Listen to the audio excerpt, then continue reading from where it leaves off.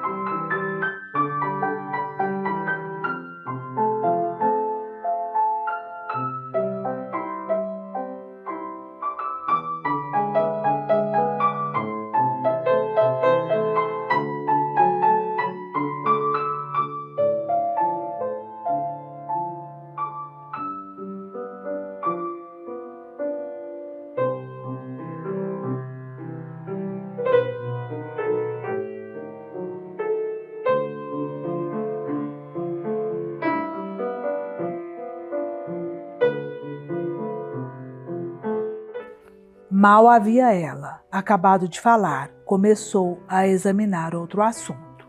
Então eu lhe disse: teus conselhos são sem dúvida certos e dignos de tua autoridade, mas o que acabas de dizer a respeito da providência, isto é, que essa questão não pode ser tratada independentemente de muitas outras questões, pude eu próprio experimentar. Peço-te, portanto, que agora me diga se acha que o acaso existe realmente e, caso exista, em que ele consiste. E ela: apresso-me a cumprir minha promessa e abrir-te o caminho que leva diretamente à tua pátria. Ora, essas questões, embora seu entendimento seja útil, nos desviarão um pouco do nosso caminho. E temo que tais desvios te fatiguem e talvez até te impeçam de percorreres até o fim o caminho reto. Não, disse eu, não tens nada a temer, pois essa será para mim uma ocasião de refrear minha inquietude e de me instruir sobre temas que tanto me interessam.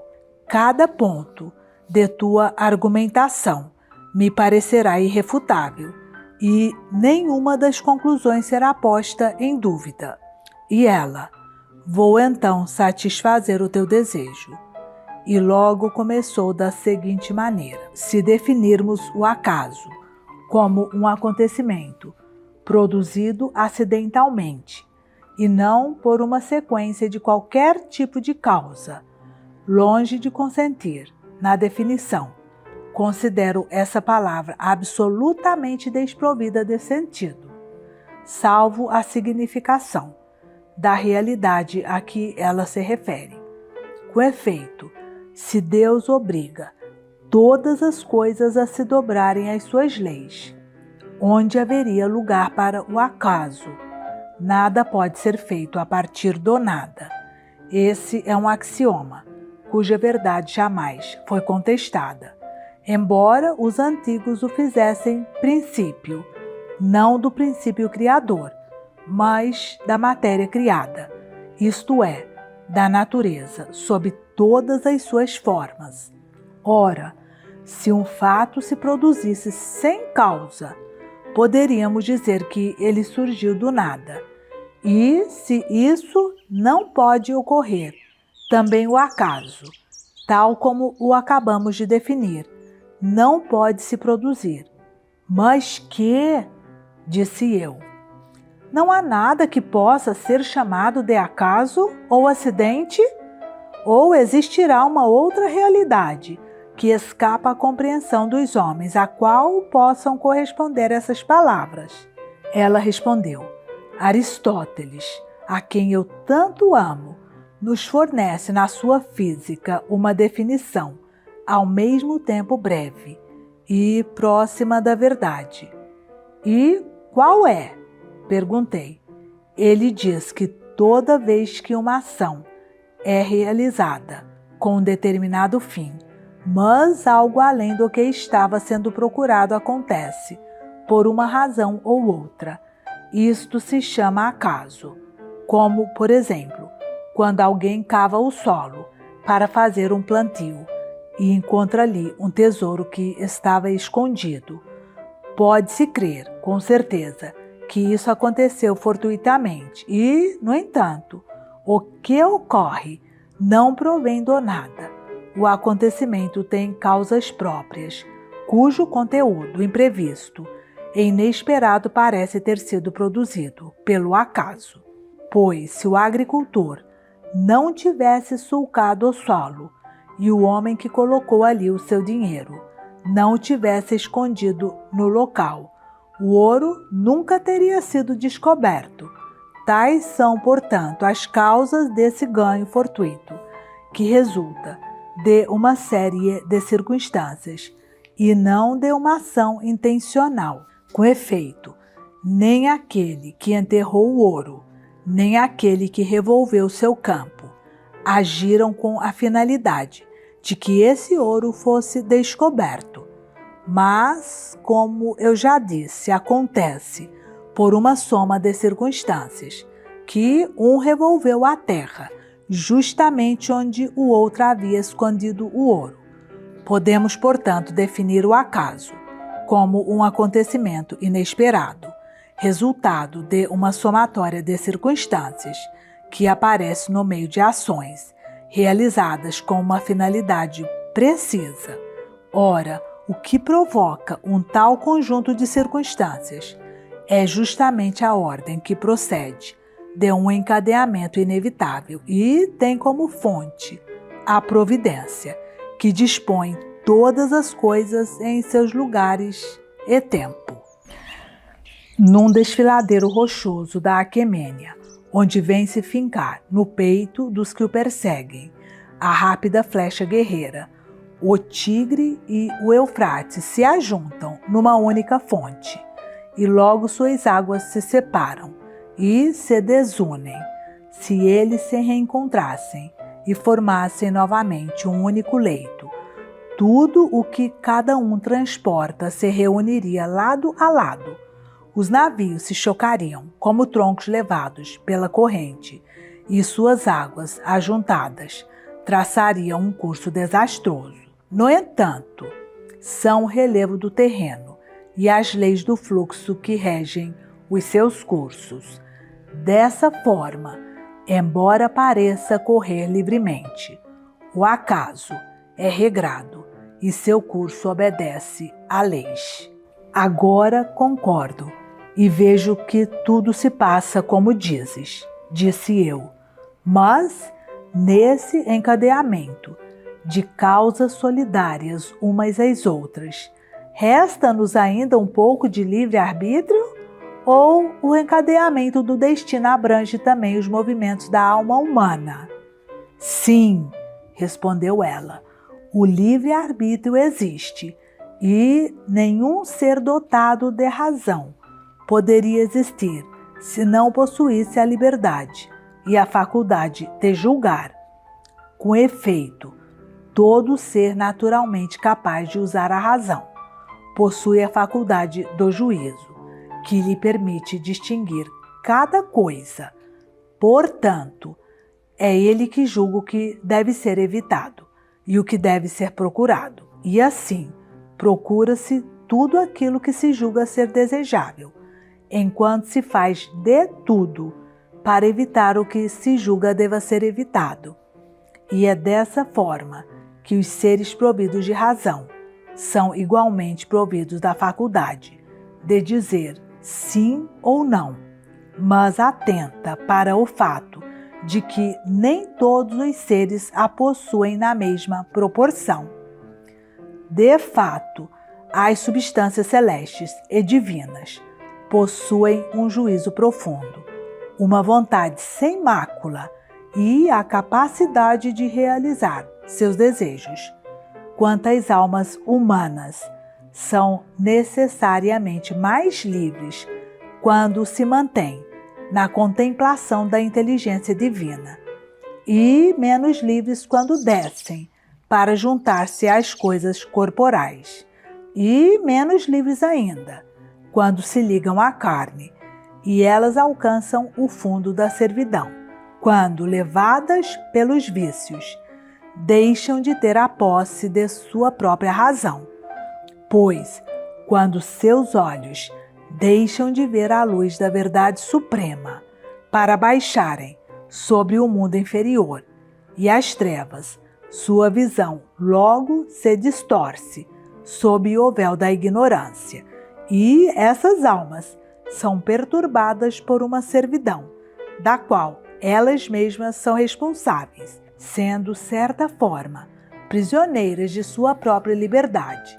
E, no entanto, a compreensão da providência, que prevê todas as coisas desde a eternidade, vê tais coisas e dispõe tudo o que está predestinado a cada uma, segundo o seu mérito. Ele tudo vê e tudo ouve. Assim é Febo que ilumina com uma límpida luz. Tal o canta Homero, de cuja boca corre o mel. E, no entanto, ele é incapaz de sondar as secretas profundezas da terra ou do oceano, pois, para isso, seus raios são muito fracos. Mas assim, não é o Criador do vasto mundo. Nada faz obstáculo ao seu olhar, que pousa sobre todas as coisas. Nem a terra opaca, nem o negrume de uma noite nebulosa. Tudo o que é, foi e será, ele o vê de uma só vez.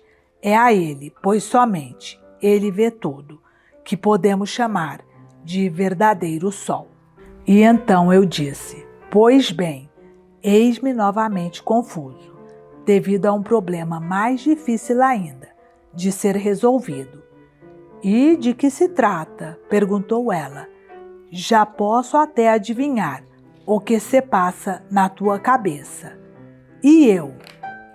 Na minha opinião, o fato de Deus conhecer todas as coisas previamente e ao mesmo tempo existir o livre-arbítrio são duas afirmações completamente contraditórias e incompatíveis, pois, se Deus prevê tudo e não se pode enganar de forma alguma, tudo se produz conforme a providência previu. Deste modo, se ela conhece tudo previamente, desde toda a eternidade, e não apenas as ações dos homens, mas também suas intenções e suas vontades, não seria possível haver qualquer livre-arbítrio. Com efeito, não se produzirá nenhuma ação ou vontade, seja qual for, que não tenha sido prevista anteriormente pela providência divina, que é incapaz de se enganar.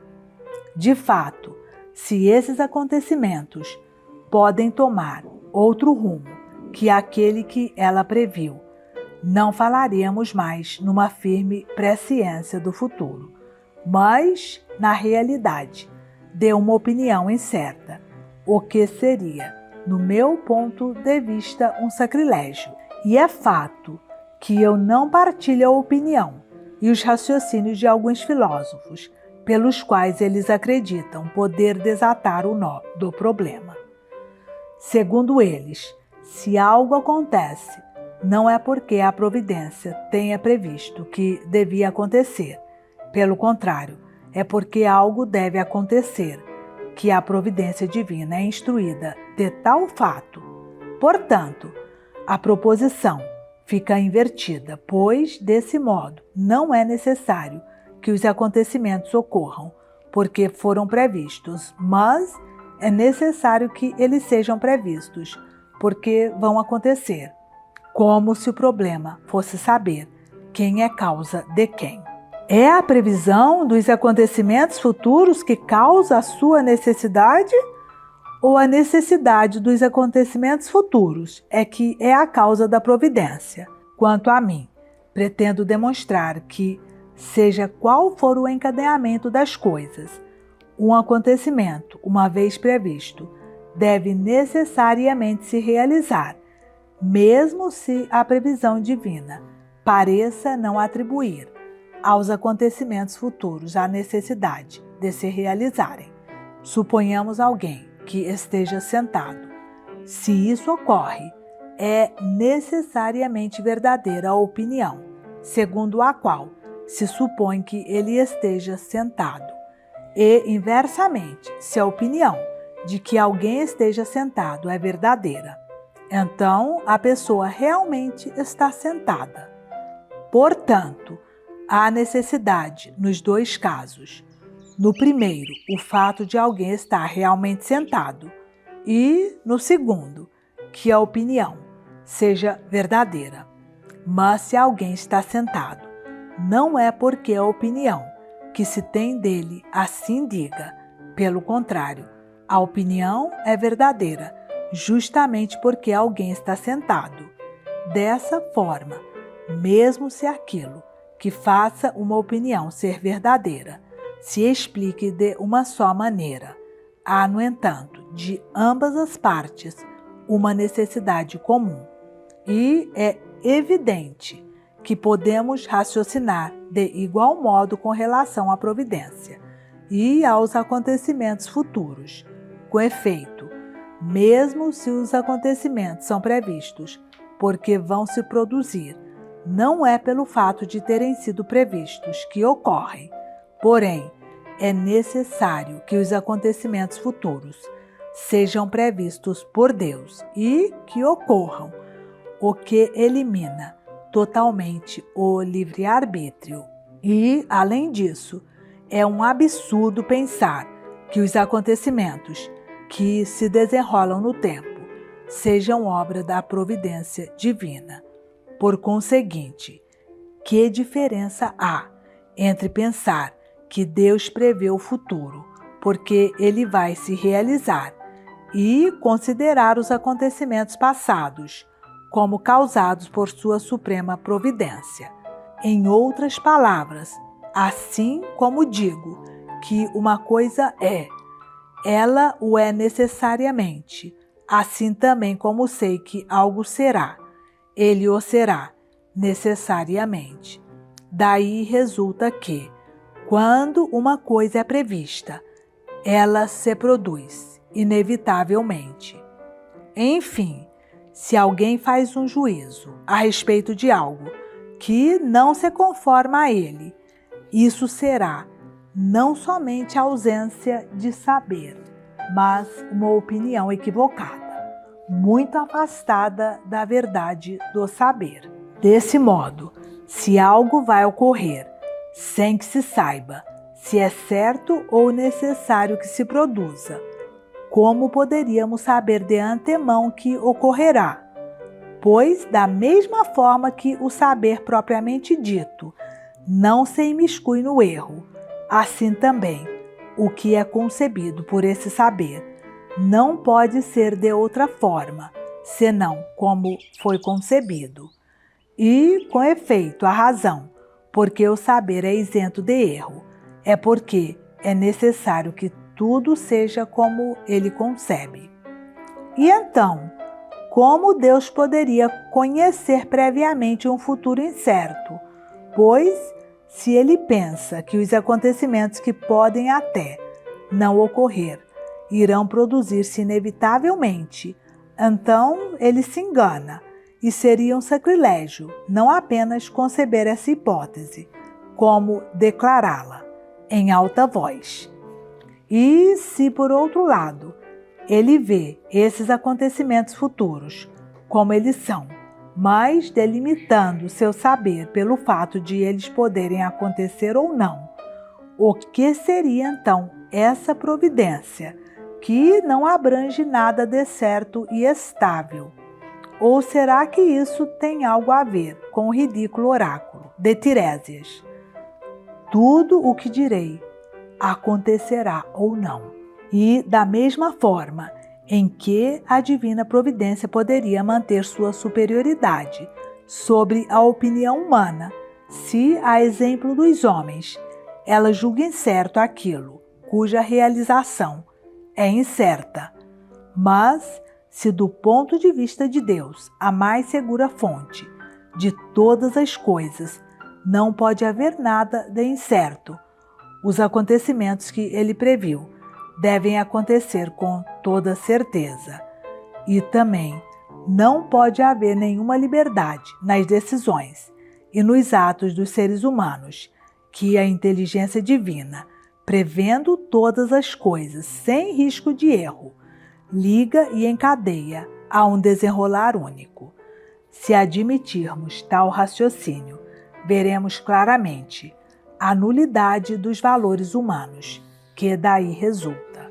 Com efeito, seria vão proporcionar aos bons e aos malfeitores recompensas ou punições, pois seus feitos não se devem a nenhum movimento livre e voluntário da alma, e ainda pareceria ser o cúmulo da injustiça, o que se considera uma justiça perfeita.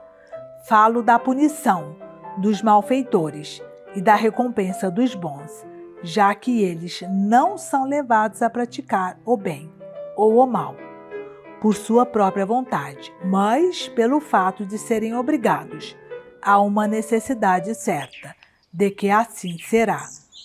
Portanto, não haveria nem méritos nem más ações, mas, em vez disso, um conjunto confuso de comportamentos embaraçados e indiferenciados. E isso é a coisa mais escandalosa que se pode imaginar, pois já que a ordem do universo procede da providência e que nada é deixado à iniciativa dos homens, daí resulta que nossas más ações provêm também do autor de tudo que constitui o bem. Para que, nessas condições, esperar ou implorar o que se poderia esperar, ou tentar evitar com preces, se o encadeamento inevitável liga todas as coisas, o único relacionamento que existe entre os homens e Deus, que é a esperança e a prece, seria dessa forma suprimido. E se, por outro lado, ao preço de uma justa humildade, merecêssemos o inestimável prêmio da graça divina, que é o único modo que parece ser permitido aos homens de se comunicarem com Deus e de se unirem pela súplica a essa luz inacessível, antes mesmo de poder gozá-la, e se, uma vez admitida a necessidade de tudo que será, negássemos a esperança e às preces a menor eficácia, como poderíamos nos reatar e unir-nos a esse princípio supremo de todas as coisas? Se as coisas ocorrem assim, é necessário, como tu cantavas há pouco, que o gênero humano esteja separado de seu princípio, desintegrado, que causa discordante, quebra as regras do universo, que Deus poderia decidir da melhor maneira entre duas verdades, cujos conflitos são tamanhos que, mesmo existindo isoladamente, se recusariam a coexistir. Ou talvez não haja nenhuma divergência entre essas verdades, e elas são sempre estreitamente solidárias. E a alma, por estar aprisionada em um corpo cego, com a chama de sua luz reprimida, não pode mais distinguir os liames traçados do universo? Mas, porque ela arde de tal desejo de conhecer os sinais ocultos da verdade, sabe ela o que procura impacientemente conhecer? Se ela não sabe, para que procurar no escuro? Quem de fato desejaria uma coisa desconhecida, ou iria em busca daquilo que não sabe o que é, onde o encontraria? Quem poderia reconhecer, sem tê-la conhecido antes, uma forma que descobriu? Ou então, percebendo a inteligência suprema, seria ela capaz de conhecer ao mesmo tempo o essencial e os detalhes? Atualmente escondida sob a obscuridade do corpo, ela, no entanto, não se esqueceu completamente de sua natureza e conserva o essencial, mesmo tendo perdido os detalhes. Por isso, Um homem que procura a verdade vive numa situação intermediária. Ele não sabe e, no entanto, não ignora de todo. Ele conserva e evoca o essencial. Ele reflete e lembra-se do que viu lá no alto, de forma que pode ajuntar as partes esquecidas àquelas que ele conserva. E ela então respondeu: não é de hoje que tais queixas são feitas à providência. Marco Túlio Cícero, quando abordou as diferentes formas de divinação, discutiu com veemência sobre essa questão, e tu mesmo, por longo tempo e detalhadamente, também a estudaste, mas nenhum de vós pôde até agora expô-la com suficiente cuidado e rigor. Se o problema continua obscuro, é que o encadeamento do raciocínio humano não se pode aplicar à simplicidade da presciência divina, e se ela pudesse ser pensada pelos homens de alguma maneira, não restaria mais a menor dificuldade. Tentarei expor claramente o problema, mas somente quando eu compreender o que te aborrece tanto. Com efeito, eu me pergunto, por que não concedes nenhuma pertinência ao raciocínio daqueles que procuram explicar o problema, e cuja opinião é que, dado que a presciência não é causa dos acontecimentos futuros, ela não impede de modo algum a existência do livre-arbítrio. Podes encontrar uma prova da necessidade das coisas futuras, a não ser no fato de que as coisas conhecidas de antemão não podem deixar de se produzir? Consequentemente, se o fato de se conhecerem tais coisas antes não confere nenhuma necessidade às coisas futuras, caso que reconheceste há pouco, qual seria a razão pela qual a realização das coisas que dependem da vontade fosse dirigida forçosamente a um termo fixado anteriormente pela necessidade do raciocínio, e a fim de que vejas a consequência que daí resulta, suponhamos que não haja a presciência. Supondo-se isso, os acontecimentos determinados por uma vontade livre estariam sujeitos à necessidade? De forma alguma. Suponhamos agora que haja a presciência, mas que ela não imponha nenhuma necessidade às coisas. Segundo julgo, a vontade manterá sua inteira e absoluta liberdade. Mas tu me dirás que, mesmo que a presciência não cause necessariamente os acontecimentos futuros, ela não deixa de ser o sinal de que estes acontecimentos ocorrerão necessariamente. Por conseguinte, mesmo que não tenha havido presciência, a realização dos acontecimentos futuros seria claramente estabelecida como necessária, pois um sinal, seja qual for, indica apenas o que é, mas não pode criar o que ele indica. Deve-se, portanto, começar por estabelecer que tudo acontece como efeito de uma necessidade absoluta, se queremos demonstrar que a presciência é a marca dessa necessidade, pois, se essa necessidade não existe, também a presciência, por sua vez, não pode existir como sinal de algo que não existe. Portanto, quando queremos provar solidamente a existência de uma coisa, não é por sinais ou por argumentos extrínsecos que a demonstraremos, mas pelas razões que lhes são próprias e necessárias. Mas como pode ocorrer que acontecimentos previstos não se produzam? A objeção teria cabimento se eu pretendesse que os acontecimentos previstos pela providência pudessem não ocorrer, mas o que eu afirmo é que esses acontecimentos, se realizaram, tinham neles mesmos, por sua natureza, alguma necessidade que os obrigou a se produzir.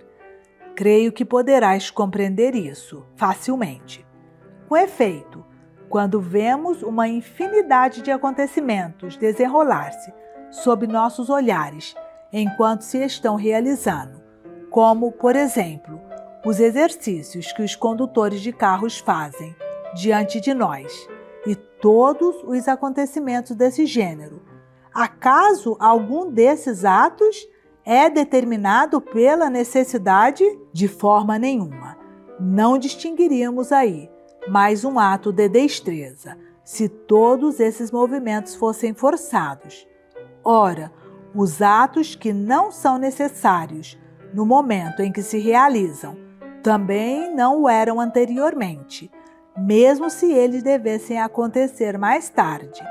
Eis porque há acontecimentos que se irão produzir e cuja realização não é minimamente necessária. Não posso crer que alguém diga que o que acontece agora não tenha sido um acontecimento futuro, no passado, antes que se realizasse.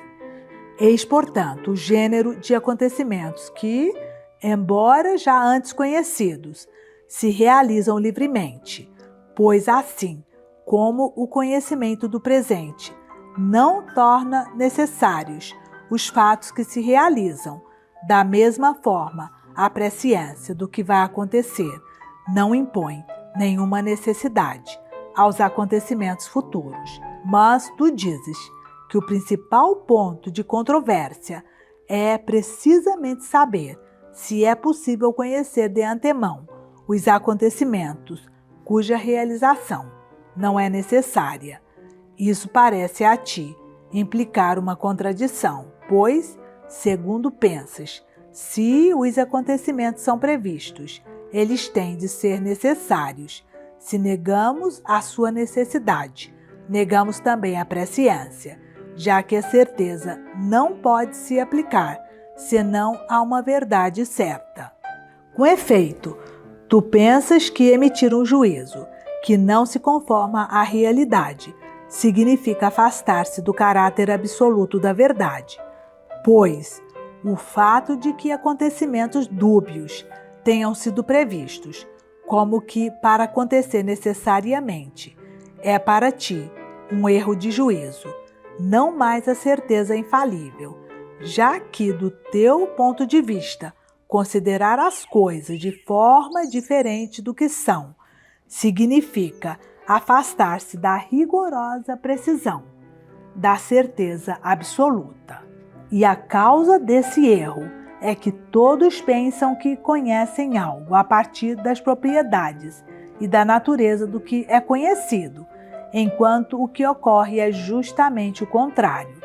De fato, tudo o que é conhecido não é compreendido segundo suas características, mas sim segundo a capacidade daqueles que procuram conhecer. Usarei de um breve exemplo para maior compreensão do que digo. De fato, a circularidade de um corpo esférico não é constatada do mesmo modo pela vista e pelo tato. O olho, estando distante, percebe-o de uma só vez, graças aos raios que emite. Por outro lado, o tato, envolvendo a forma esférica e se deslocando pela superfície do corpo, percebe seu caráter esférico por etapas. Também o homem é percebido de maneira diversa, conforme é considerado, segundo os sentidos, a imaginação, a razão ou a inteligência. Os sentidos percebem-no do ponto de vista da matéria, que lhe serve de suporte, enquanto a imaginação avalia apenas a forma, abstraindo a matéria. A razão, por sua vez, ultrapassa a forma e, tendo em vista as características gerais de todos os indivíduos, concebe segundo a ideia de espécie, mas o olhar da inteligência eleva-se ainda mais. Ultrapassando a esfera das ideias gerais, apreende a ideia da forma absoluta, pelo simples poder do pensamento. O principal fato a ser considerado é que as faculdades superiores, podem compreender as subalternas, enquanto estas não podem jamais elevar-se ao nível das que lhes são superiores. Com efeito, os sentidos não podem perceber nada além da matéria. A imaginação não é capaz de apreender a ideia geral da espécie, e a razão não pode conceber a forma absoluta. A inteligência, no entanto, como que pairando acima de todas as coisas, não apenas vê a forma absoluta, como distingue também a matéria contida na forma, e da mesma maneira distingue o absoluto, coisa que as outras faculdades são incapazes de fazer. Assim, a inteligência, como a razão, conhece as ideias gerais, a imaginação, a forma abstrata, os sentidos, a matéria. No entanto, ela não tem necessidade nem da razão, nem da imaginação, nem dos sentidos. Se é permitido expressar-me desta forma, ela apreende tudo, de maneira absoluta, e por uma única visão do espírito. Da mesma forma, a razão, quando concebe uma ideia geral, não tem necessidade nem da imaginação, nem da sensação, para compreender os fatos que são do âmbito dessas duas faculdades, pois é ela que, de acordo com a ideia que faz do gênero, nos deu esta definição: o homem é um animal bípede racional. Ora, essa razão, precisamente pelo fato de ser uma ideia geral, implica, como todos concordam, noções que são do âmbito da imaginação e dos sentidos, e, no entanto, não foi nem pelos sentidos, nem pela imaginação que a razão as adquiriu, mas por uma concepção que lhe é própria. E, finalmente, a imaginação, embora tenha no princípio se utilizado dos sentidos para aprender a ver e a conceber as formas, pode, sem o concurso dos sentidos, representar todos os objetos sensíveis e é capaz de fazê-lo, não pelos sentidos, mas por suas próprias qualidades. Vês agora como todo o conhecimento humano depende de suas faculdades e não da natureza própria das coisas que lhe são alheias? E isso não acontece sem razão, pois, dado que todo juízo é um ato daquele que o pronuncia, é preciso que cada um haja de acordo com suas próprias faculdades, e não pela influência de uma causa externa.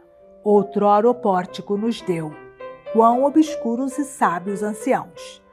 Eles eram capazes de crer que as imagens sensíveis, exalando-se da superfície dos corpos, gravavam-se em nossas almas, assim como o estilete traça a cera na tabuinha, ainda sem nenhuma inscrição, recobrindo-a de símbolos. Mas se a alma, com seus movimentos próprios, não projeta nenhuma energia, se contenta em ficar passiva e de se livrar do assalto do corpo e reflete, tal como um espelho, as vãs imagens das coisas, donde vem aos espíritos o vigor de seu saber, capaz de tudo discernir, que força percebe as coisas separadamente, qual decompõe o que é conhecido, que força recompõe o que foi dividido, indo de um caminho a outro, ora atingindo os píncaros, ora descendo ao mais baixo, e, em seguida, desdobrando-se nela mesma, com a ajuda da verdade. Denuncia o falso. Trata-se de uma causa bastante eficiente, muito mais poderosa que aquela que consiste em simples impressões gravadas na matéria. E, no entanto, ela vem primeiro, despertando e pondo em movimento as forças da alma, e, nos corpos vivos, a sensação. Quando a luz bate nos olhos ou um grito ressoa nos ouvidos, então o vigor da alma se reanima, incita as imagens que possui em seu interior, semelhantes a tais movimentos, adapta-as aos sinais vindos do exterior e associa essas imagens às formas dissimuladas no interior. Se nas sensações físicas, muito embora o contato com as propriedades exteriores da matéria afete os órgãos dos sentidos e as sensações experimentadas pelos corpos precedam o exercício das faculdades ativas da alma, uma vez que elas provocam uma reação e evocam ao mesmo tempo ideias que estavam no fundo do entendimento. Se, portanto, nas impressões físicas a alma, longe de receber passivamente o choque da matéria, pode julgar, em virtude de sua própria energia, a sensação experimentada pelo corpo, com mais forte razão, os seres que são completamente independentes da matéria podem julgar e conhecer sem a interferência dos corpos exteriores, mas por um livre movimento do espírito. Essa é a razão porque múltiplas variedades de conhecimentos correspondem a diferentes variedades de substâncias. Com efeito, apenas a percepção dos sentidos, excluindo-se todos os outros tipos de conhecimento, é como as conchas e outros animais que se alimentam grudados nos rochedos. A imaginação, por seu lado, corresponde aos animais dotados de movimento, que parecem já possuir alguma disposição para evitar ou procurar um objeto. Quanto à razão, pertence exclusivamente ao gênero humano, tal como a inteligência ao divino. É dessa forma que o modo de conhecimento que ultrapassa todos os outros é aquele que, por sua própria natureza, não conhece apenas o que lhe é próprio, mas também aquilo que é objeto de todas as outras formas de conhecimento. O que aconteceria então se as percepções dos sentidos e da imaginação se opusessem à atividade da razão e se negassem toda a existência ao universal que a razão julga conceber? Com efeito, poderiam dizer que as noções que provêm dos sentidos ou da imaginação não podem ser gerais. Portanto, ou as pretensões da razão são bem fundadas e, nesse caso, a matéria não existe, ou então, se a razão reconhecesse que a maioria de suas noções depende dos sentidos e da imaginação, suas concepções nada mais são que quimeras, já que toma por gerais noções que são particulares. A essas objeções, a razão poderia responder que, na sua concepção geral, não perde o que pertence aos sentidos e à imaginação, dado que essas faculdades são incapazes de atingir a ideia geral, já que suas noções não podem ultrapassar a esfera dos corpos sensíveis, e que, quanto ao conhecimento, é melhor confiar no juízo da faculdade mais certa e melhor partilhada. Ora, num tal caso, nós que possuímos a faculdade do raciocínio, assim como as de imaginar e sentir, não consentiríamos em dar a primazia à razão. Acontece o mesmo com a razão humana, quando crê que a inteligência divina vê o futuro como ela o concebe. Eis com efeito, como tu raciocinas. Se a realização de certos eventos não parece certa e necessária, eles não podem ser conhecidos a priori, com a certeza de que se realizarão. Por conseguinte, não há nenhuma presciência de tais acontecimentos e, se cremos que há presciência de tais acontecimentos, é preciso consentir que tudo acontecerá fatalmente. Se, portanto, nós temos a razão, que é partícipe da inteligência divina, devemos pensar que, do mesmo modo que a imaginação deve ceder à razão, é natural que a razão reconheça a superioridade da inteligência divina. Dessa forma, elevemo-nos tanto quanto possível ao nível dessa suprema inteligência.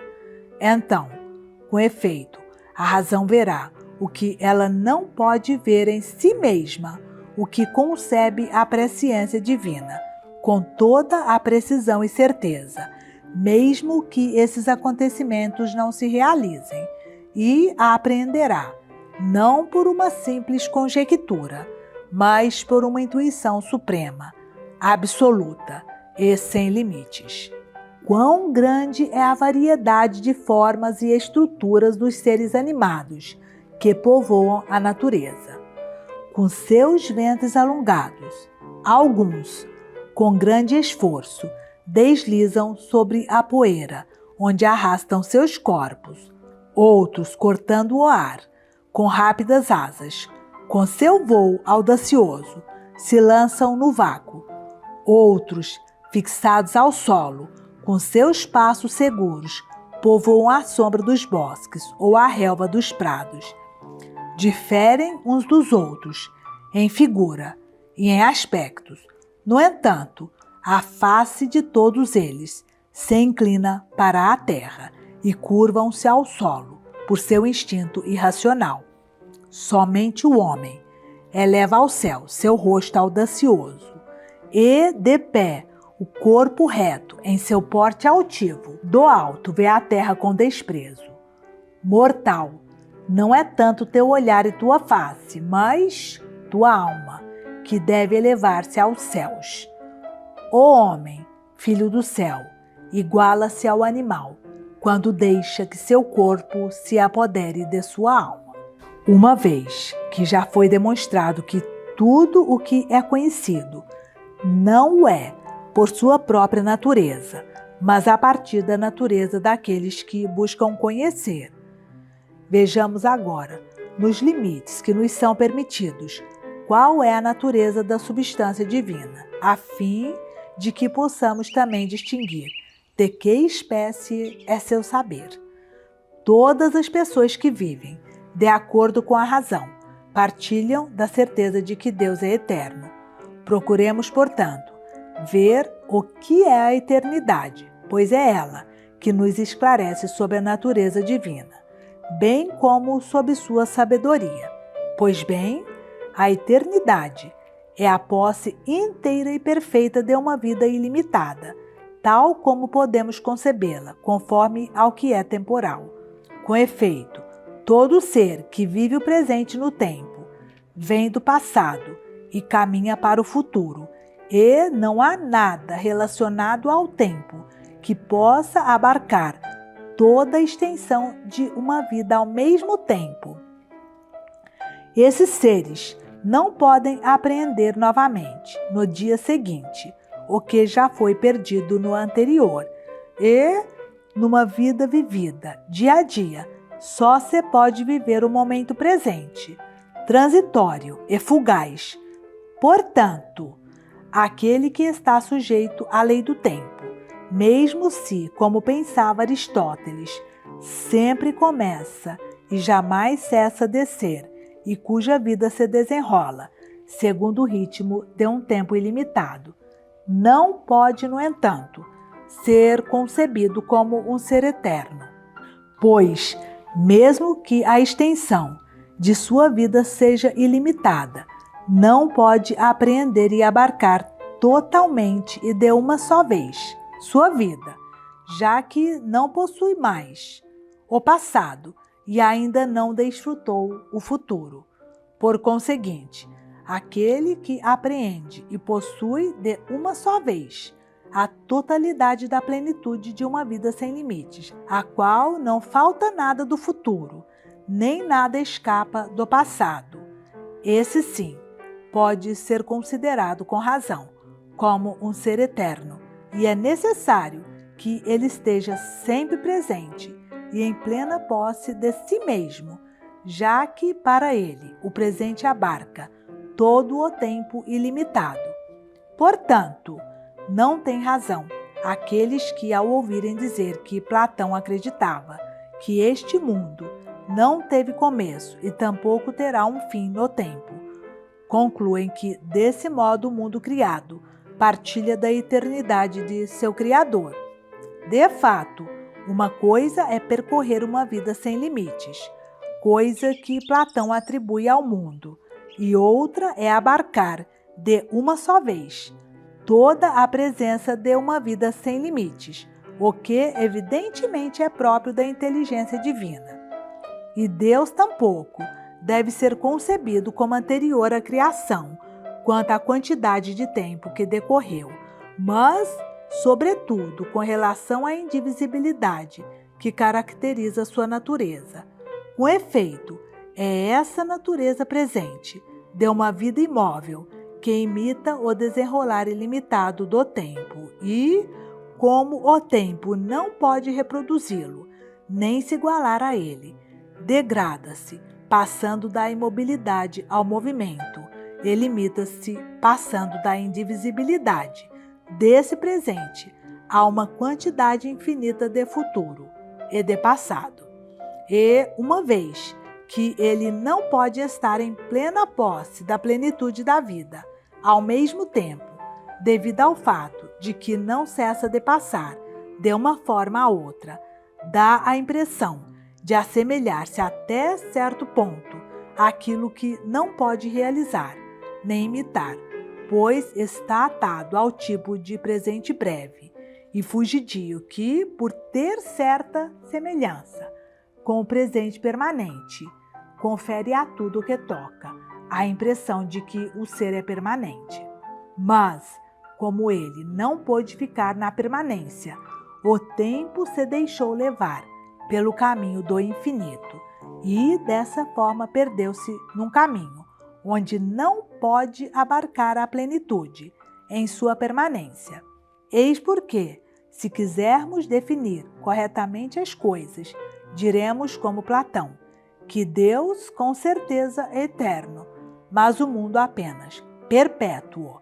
Portanto, uma vez que todo juízo abarca, segundo sua própria natureza, aquilo que lhe é submetido, e que Deus tem uma natureza sempre eterna e presente, também seu saber, que ultrapassa todo o movimento do tempo, permanece imutável em seu presente e abarcando os espaços infinitos do passado e do futuro, considera todos os acontecimentos como se eles já estivessem se desenrolando.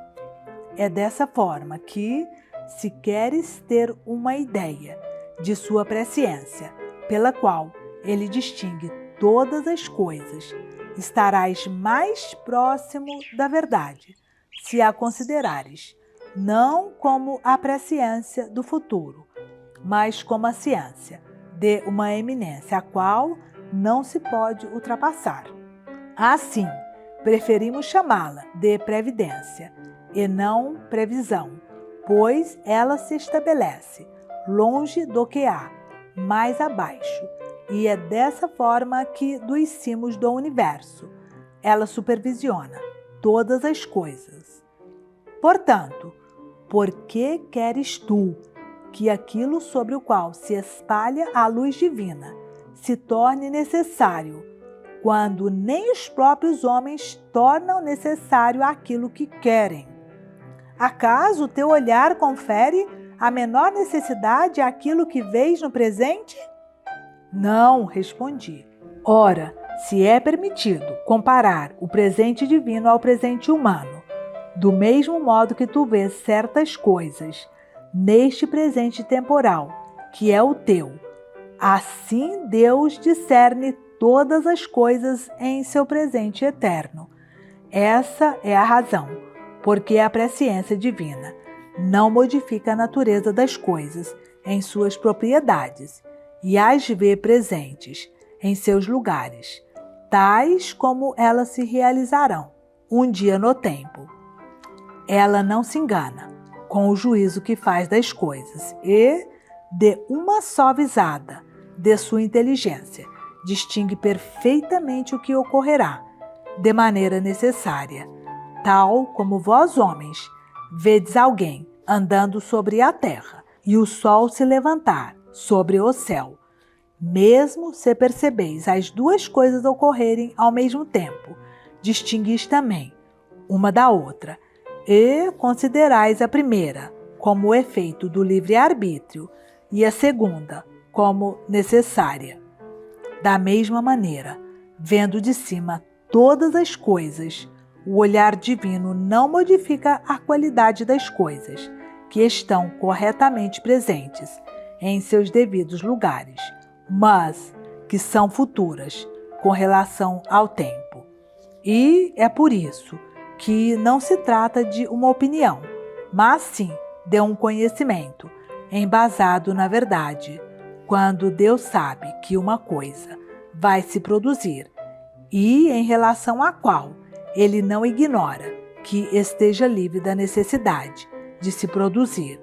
Mas se tu me retrucas dizendo que um acontecimento que Deus prevê não pode deixar de ocorrer e mesmo assim ele não se produz, levado pelas amarras, as quais chamas de necessidade, concordarei que a necessidade existe realmente, mas não pode ser compreendida, senão por um espírito habituado à meditação das coisas divinas.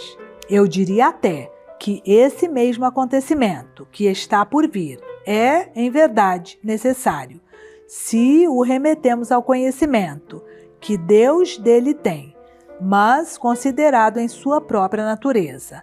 Ele é independente de toda obrigação. Com efeito, há duas espécies de necessidade.